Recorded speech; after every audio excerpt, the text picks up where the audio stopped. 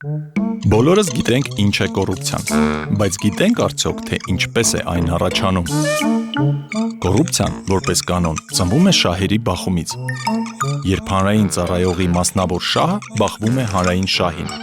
Նման իրավիճակում մեծ է ռիսկը, որ հանրային ծառայողը կառաջնորդվի իր մասնավոր շահով։ Տեսեք, ծանոթ պատկեր է։ Ձեզ չի հաջողվում հաղթել գյուղապետի ընտրություններում,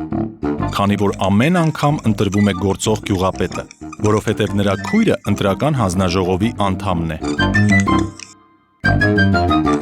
Նույն հարկային տեսուչը ստուգումներ է իրականացնում և ձեր ընկերությունում, և ձեր մրցակից ընկերությունում, որը պատկանում է իր զարմիկին։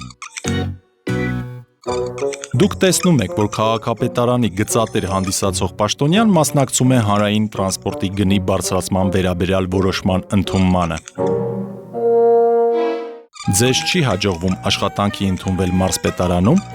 քանի որ մրցութային հանձնաժողովում ներգրավված են մարզպետի ազգականները և աշխատանքի են ընդունում մարզպետի կամ իրենց մերձավորներին։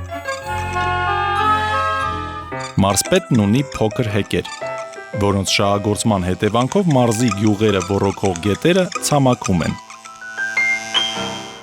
Դուք մասնակցում եք նախարարության կողմից կազմակերպված շինարարական աշխատանքների մրցույթին, որում հաղթող է ճանաչվում հենց այդ նախարարի հիմնադրած ընկերությունը։ Նախարարը ընդերք օգտագործման իրավունք է տալիս իր որդու ընկերությանը, որին բացառիկ գերակա հանրային շահի պատճառաբանությամբ հատկացնում են այդ տարածքում գտնվող ձեր այգիները։ Պատգամավորը կողմ է քվեարկում դեղերի արտադրությունը սահմանափակող օրինագծի օգտին, քանի որ նրա ընկերությունը զբաղվում է դեղերի ներկրմամբ։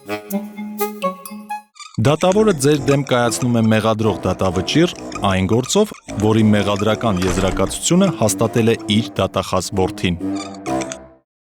Ահա այս ամենի հետևանքով է, որ մենք չունենք օրինավոր կառավարում, ազատ մրցակցություն, անկախ դատարան, և ակնհայտ է, որ դրանից տուժում է մեզնից յուրաքանչյուրը։